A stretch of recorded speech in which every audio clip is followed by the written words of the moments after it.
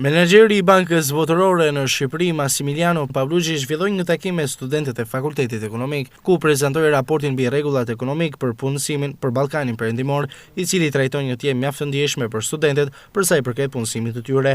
Raporti flet qartë se papunësia të rinjve mbetet e lartë dhe shumë të rinj pas diplomimit nuk punojnë në profesionin e tyre, ndërsa shumë të tjerë e shohin emigrimin si alternativë punësimi. We are here with a group of economists from the World Bank office. Jemi këtu së bashku me një grup ekonomistësh nga zyra e Bankës Botërore në Tiranë për të prezantuar edicionin më të fundit të raportit periodik ekonomik për Ballkanin Perëndimor.